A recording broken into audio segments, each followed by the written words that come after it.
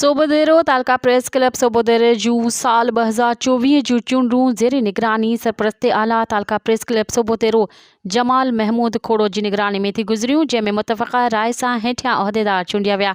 सरपरस्त आला जमाल महमूद खोड़ो, सदर लाडिनो मल्हा, सीनियर नायब सदर औरंगज़ेब पीरज़ादो, नायब सदर सिकंदर अली सामेटियो, जनरल सेक्रेटरी वज़ीर Hussain Soomro, working committee chairman इमदाद हुसैन ओठे खे चूंडियो वियो।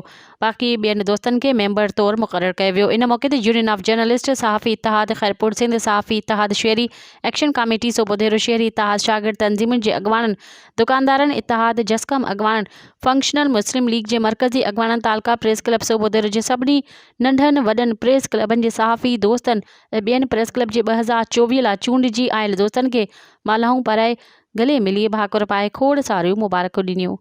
मज़ीद ख़बरनि ऐं तफ़सीलात लाइ विज़िट कयो असांजी वेबसाइट www.awamiNewsHD.com ऐं ॾिसंदा रहो अवामी न्यूज़ HD।